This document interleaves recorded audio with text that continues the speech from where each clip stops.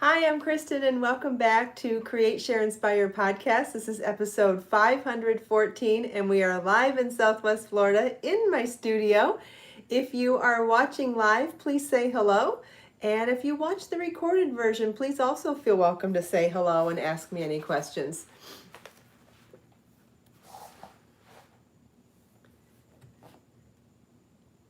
For those of you who watch the cooking live stream an hour ago, thanks for joining us. Hope you enjoyed Marlon and me making dinner. Hi Lisa, thanks for joining live. Good evening, happy Thursday. Thanks, Judy. I'm glad you like the cooking podcast or cooking live. I don't even know what to call it yet, but it was a live stream video that is now a recorded video. And if you're interested in the video from the recipe from tonight's cooking live, I did post a link to the recipe already too. Let me see if I can spit that out. Lisa, you can watch the recorded version, just like with the live podcast, Create, Share, Inspire podcast, the cooking live videos convert to a recorded video after they're finished. So you can definitely go back and watch it if you want to. And there is a link on there for the recipe for what we made for dinner tonight. Thank you, Gay. I made a couple of mistakes, but it was my first time, so we can only get better from there, right? Pamela watched it recorded. Wonderful. I'm glad you liked it. If you like that live stream, please feel welcome to give it a thumbs up. Please leave comments on it. Please let me know what you liked. Please let me know what you'd like to see next. All of that feedback is greatly appreciated. I know Marlon and I had a blast doing it. It was great to have him helping, and thank you, Rio de Janeiro. He is handsome and he's a sweetheart, and I had so much fun doing that with him, so hopefully he'll join me again. Tonight, what I thought we'd do for the Create, Share, Inspire podcast is do a demo on this tulle rose wall hanging. Let me grab it so I can show it to you up close. So in this version, I didn't make them symmetrical. I went a little more abstract in it, but we could try to be more symmetrical when I do a demo of it tonight. So this is super duper easy to do. You take any size canvas.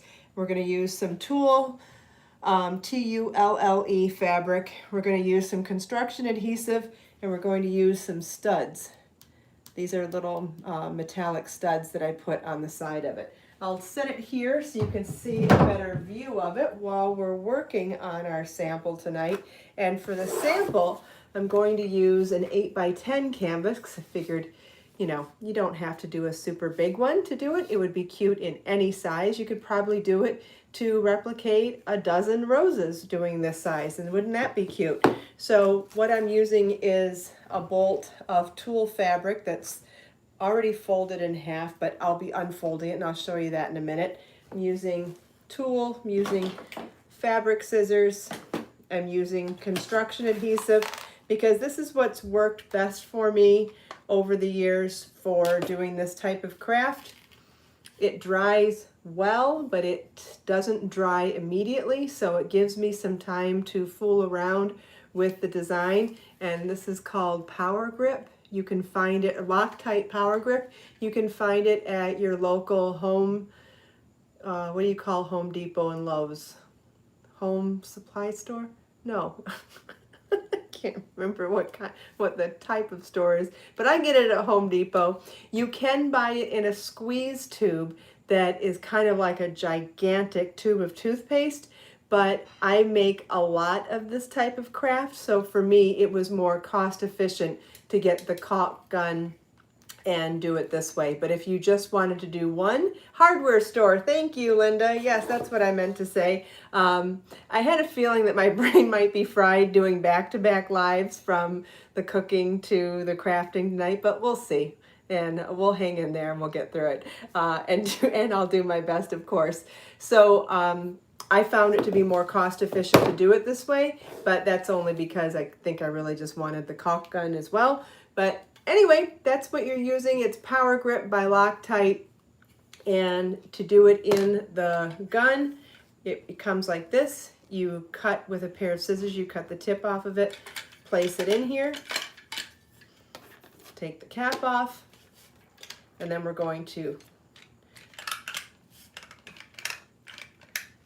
keep pushing on this, and you can see it start to come up. Can you see it? I don't know if it's going to show up on the camera, but I can see it starting to get close to the edge. Oh, and the one other thing that we're going to use tonight is a spatula. This is one that I don't use for cooking. I use it for crafting, and it will get messy in this process, but as long as I keep wiping it on paper towels and wash it right after we're done, it should be fine. If you're worried about what kind of tools you're using, you can use a plastic knife if you want. You can use, what else? An offset spatula works, but use a junky one that you don't use for cooking and save it for just crafting. And you may not always get all of the adhesive off, but try to be careful about getting it all off, and if not, then you don't have to worry about using it for food. Anyway, we're starting to get our adhesive out now, so let's see if I can back up a little bit, maybe even do the, let's see if I bring this up. Whoops, what did I do here? Hold on a second. 1 second.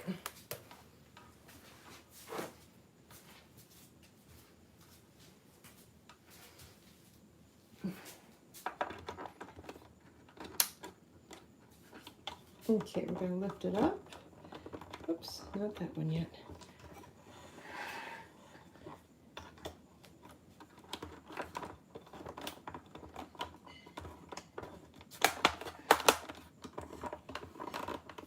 Like that, that'll work.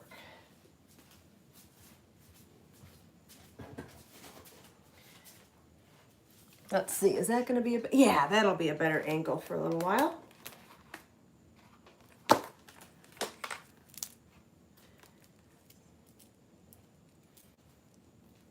Okay, so we'll pump some of this out. I don't like to work in large batches. I try to put what I need down for 1 or 2 roses, and we're just going to start with 1 rose right now.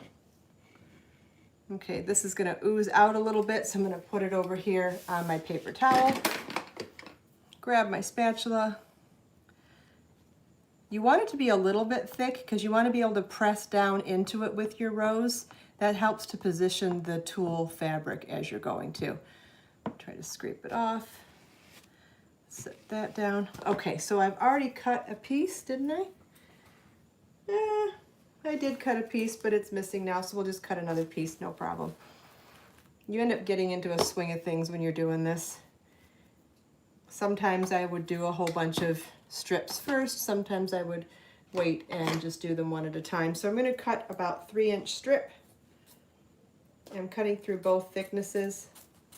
Doesn't even matter if you get a little bit of a rough edge on it because you won't see it. So we're going to be twisting the fabric all around. So we're going to start by taking 1 piece here, and we're going to wrap the center of the rose really tightly, like that. See that? And then wrap it around my finger and get that pressed into the center. And because we left a thickness there, it allows me to have a little place to smush it down. So now I'm going to give a couple of twists to this as I go. And we'll do a couple of twists and press.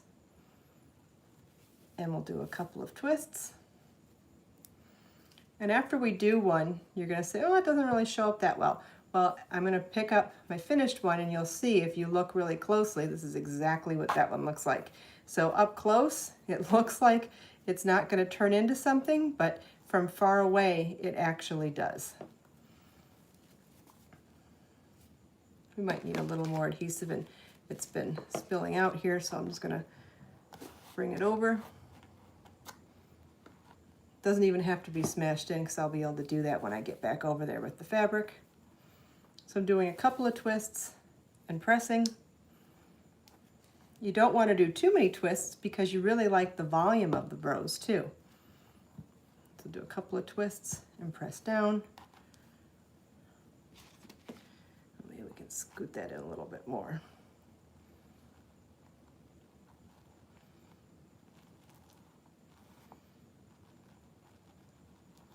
And what's amazing is that I wasn't always perfect with my roses on the first one, the big one, and they still ended up looking beautiful when it dried, which I thought made it a really great project, because sometimes, or most of the time, we aren't experts the first time around, and if you can make something that looks good even with mistakes, that's amazing.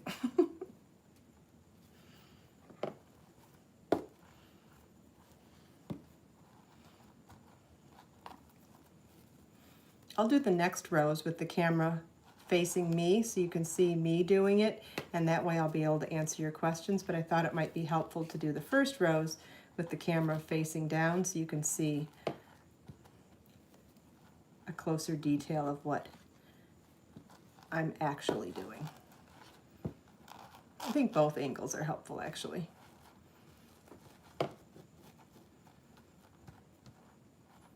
Okay, and look at that, we've got our first rose. So now I'll lift the camera back up.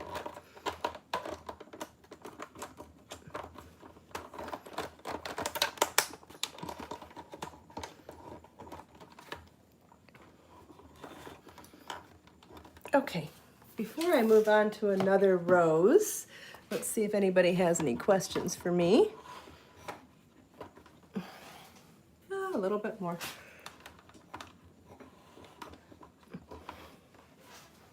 There, that's pretty good. All right, does anybody have any questions for me? Hi, Blind Needle. Hi, Melissa. This stuff will get on your fingers and your nails too, but it doesn't stay. It peels off, just like glue. I'm making the Tulle Rose wall installation, like this big one here. No, I don't have any other colors. I've only done it in the white tulle so far. I really like the white. So I do the white tulle on the white canvas.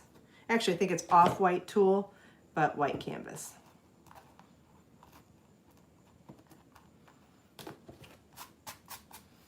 And you can see there's our first rose. You see that? So then I'll show you these roses up close. It's just a plain old canvas. Yep, the kind you can buy in a 10-pack for a few dollars. They don't cost very much. The tulle doesn't cost very much. I'll put together a tutorial in a blog post and link it in this video description later tonight or maybe tomorrow. And when I do, I'll share all of the materials that I use too. So I'll share where to find the bolt of tulle, where to find the pyramid studs, and where to find the canvases. It's all basic stuff that I believe you can get everything on Amazon. And if you can get it on Amazon, you can probably get it in your local craft stores too. But super, super easy to do. So then the other component of it, where are my studs? Yeah, tulle fabric easily makes into roses. Did that look easy when I was showing you? Because it is really easy to do. Have I tried placing leaves or stems on there? No, I haven't. Lisa said yes. Good, good. I'm glad it looked like it was easy, because it is extremely easy to do. The other thing we're going to do then is to place a line of adhesive along the side here, and we'll put down our studs. Now, because they are proper studs, they actually have those little spike parts on the sides of it. So what you'll need to do is take a pair of pliers and turn those down. Let me show you how I do that. I'm going to take the pliers and just bend it all the way down into the stud. Get my fingernails out of the way. Here, I'll just hold it up by the pliers. Can you see how the first side I bent down all the way? Could the adhesive fabric work with double-sided tape, someone wants to know. I'm not sure how permanent that would last. That's the problem, is that you want something that's going to last. I'll show you some resources for buying the studs with the blog post. It'll be out tomorrow. So here's the top of the stud. That's what's going to show. And there's the side of it, which will also show. And now there's the back of it. And let me show you that side by side with the original stud. The original stud has those two prongs on it, and we flatten those prongs down with the pliers so that they will sit flat on the side of the canvas. So now what we'll do is take the side of the canvas here and place some of that adhesive.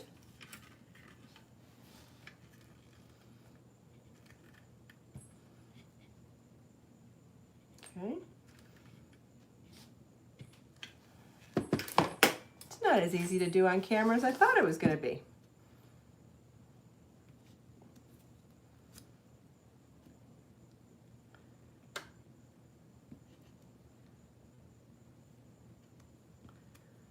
Okay, so we'll take the stud that we've already flattened the bottoms out with, and we made a thickness. There's a substantial thickness of the adhesive on here, so that when we put the stud on, there's some wiggle room for smushing it in. So now I'll set this up for a second, and I'm going to grab a couple more studs, turn those prongs in so we can place them into the wet adhesive.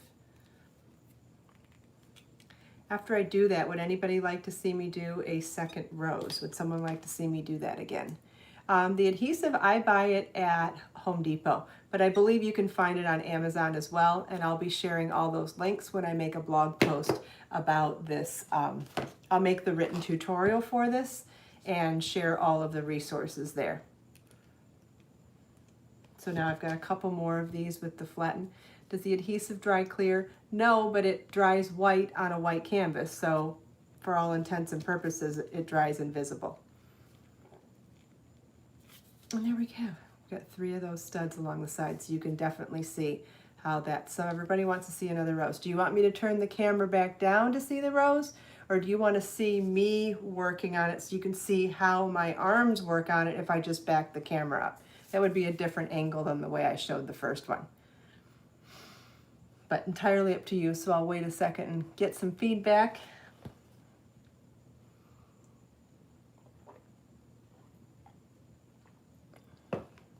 I think I've got one suggestion for a new angle.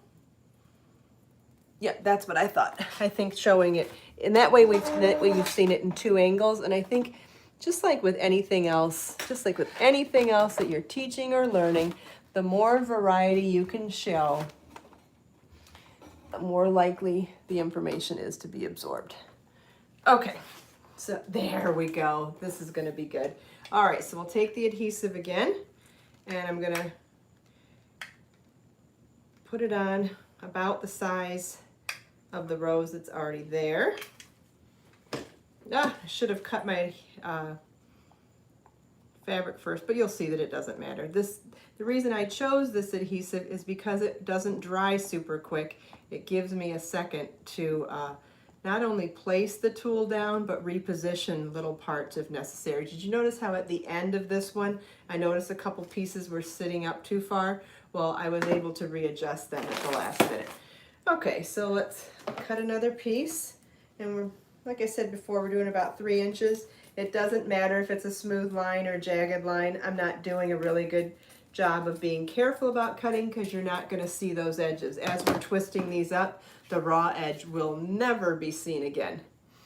I would worry about a hot glue gun because I think you could melt the fabric, and because you're doing so much of it with your fingers, I think it could get hot, and I think it would dry too quickly. So that's, I think, 3 or 4 reasons why I don't think hot glue would be the right choice. However, if you want to try it, go for it. But I don't know, it might be too hot for this fabric. This is a pretty delicate fabric that could melt really easily.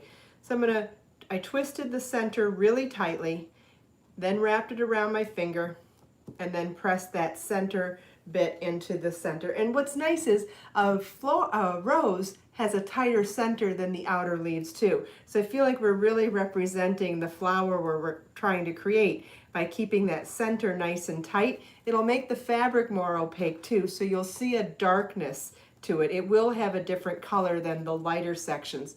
And I'll point that out when we look at the finished one behind me again. Okay, so as we're going around, we're going to twist a couple of times and press down. And I don't twist the same amount of times each time because I really want some irregularity. This is a natural rose. I want it to have some irregularity of a regular rose. Not every petal is going to be the same, Not every round of petals is going to be the same. I like that imperfection of this, which takes some of the pressure off too, right? If you don't have to be perfect about something, you can kind of relax and enjoy the process a little bit more. Because honestly, they look pretty no matter how perfect your petals turn out on this. And I love that. It's one of those projects that it's like, you're like, oh man, this isn't going to be a pretty one. And then it dries, you're like, holy smoke, that turned out pretty anyway.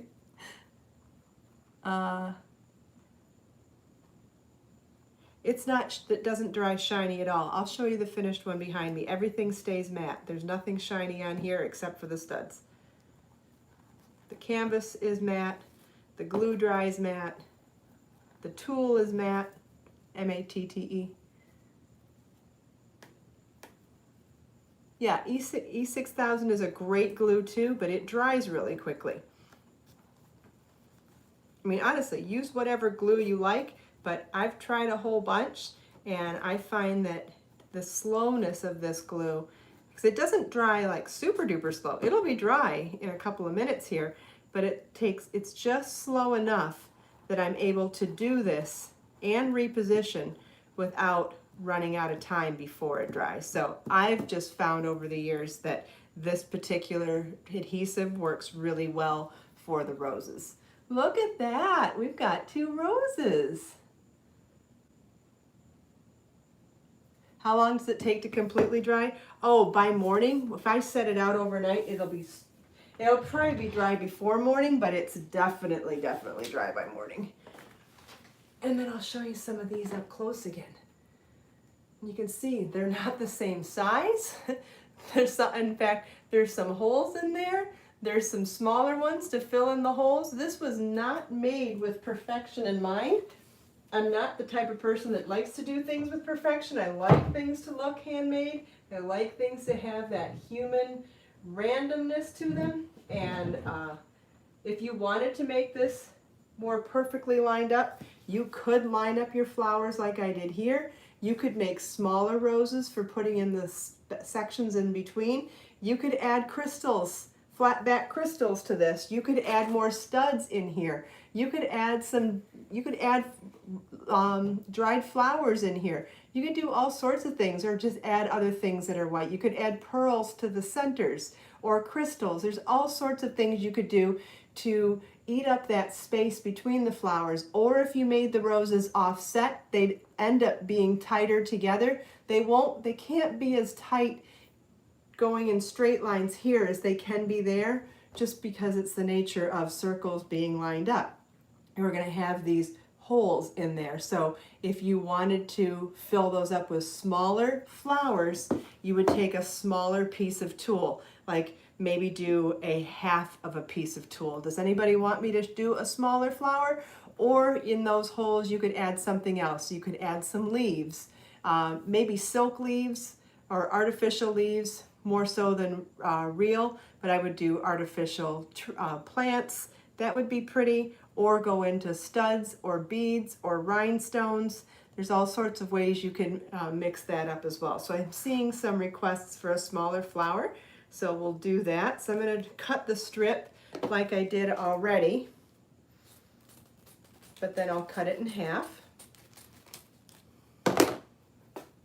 Okay, and maybe we'll try to fill up. I'm not going to try to go to the corner, but I'll try to do this space here so you can see that it would end up filling up the space nicely if between doing 4 bigger flowers here. So we'll just cut this in half.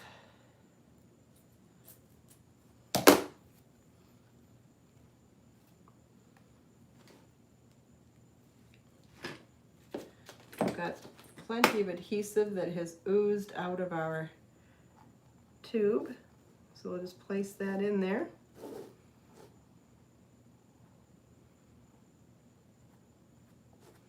Maybe add just a smidge more.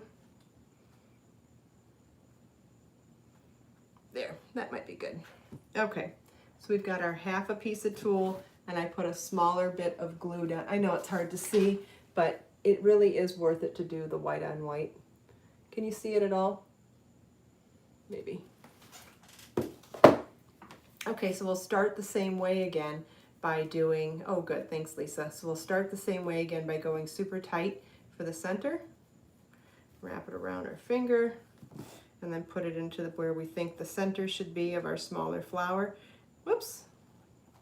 See, I made a mistake in the middle, and because I have that extra bit of smushiness with the thickness of the adhesive, I was able to go back in and smush that extra bit down so the very edge of my fabric popped out. It wasn't twisted tightly enough, and I was able to go back in and put it down, and that is because of this adhesive, and that's what I love about this particular one for this project. Not that you couldn't try something else, and maybe you'll have good results with something else, but all I can say is this is what's worked really well for me. So I'm going to do this rose tighter than the big roses, not as tight as the center of the rose, but still tighter than the others, which will take up more of the fabric and will also look more dense.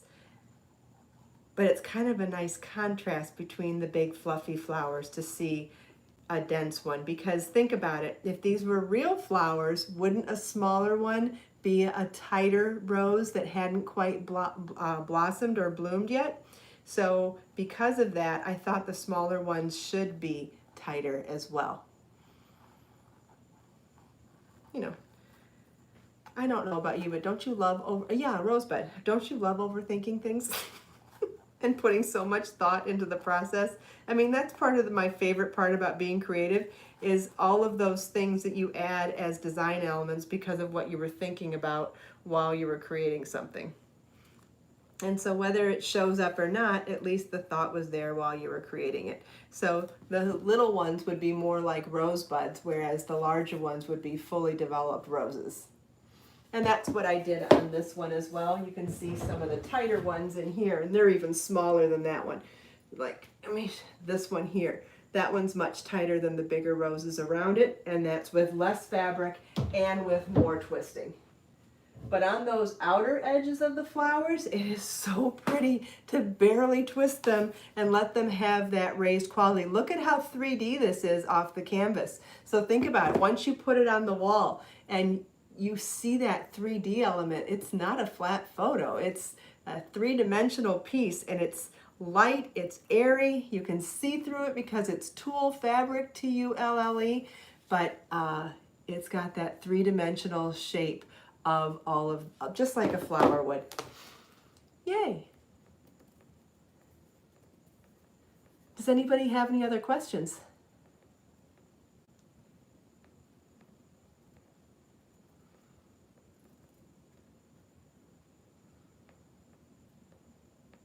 Yes, Cindy, that would be pretty too.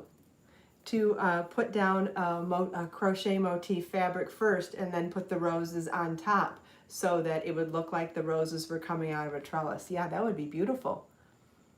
Yes, limitless ideas with this. Absolutely. So many different ways you could mix and match other things.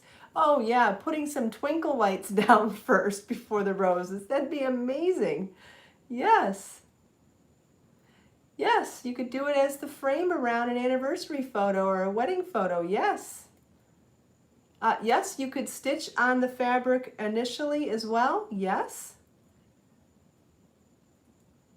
You could use color tulle, which would be very pretty as well. I happen to love the white on white with the contrast of the metal studs. That was the look that I was going for, but absolutely, all of these are wonderful ideas. Yes, this is just a jumping off point. I'm so glad that you're getting the concept and wanting to run with it.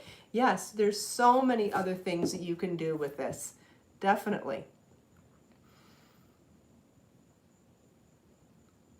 Lisa, you love it. Awesome, me too. I love it as well.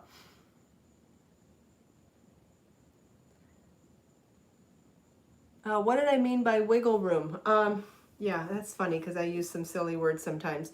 I like to add a thickness of the adhesive so that there's some wiggle room if you're trying to zhuzh your pieces together or trying to fit something in, by pressing the fabric down a little bit into that little wiggle room of the thickness of the glue, you're able to get into some tight spots.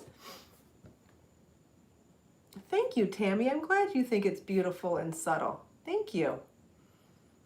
I love it. Speaking of beautiful and subtle, you won't believe where I got the idea for this. I was watching a reality show years ago, and one of the girls on the reality show received flowers from her boyfriend, but instead of the roses coming on stems in a vase or in a tissue or whatever, she received them in a box, like a candy box. So it was a box about this size actually, and only about this deep. And what it was roses that had been cut down where their stems were only an inch or two, and they were placed face straight up in this box so that when you open the box, you saw a flat surface of the tops of rose faces. You know, you saw this sticking out, but in a perfectly smooth surface of roses with no space between them, and it was so beautiful. And the one that I saw happened to be white roses, not red,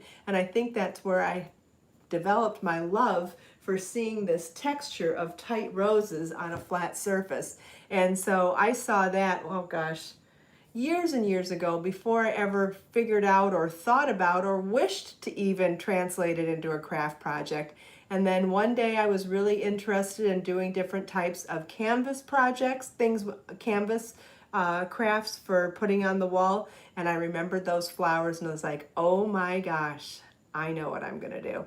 And so I recreated that gift from a boyfriend to a girlfriend of a flower delivery, the most unusual flower delivery I'd ever seen, and recreated it on canvas.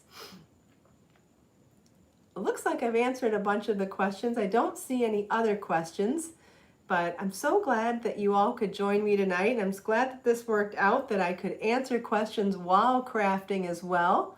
Good, I'm so glad that you guys are happy with this. I think it's wonderful too. I love it. And you can see how easy it is to do and how quick it is to do. And it's not very expensive either, which we all like that sometimes too, right? Well, thank you all so much for taking time out of your busy evening to spend a few minutes here with me. I hope you enjoyed the tutorial and the Q&A. Isn't that the best part of these lives, that we can actually talk in real time and I can answer your questions as I'm going? It's so amazing.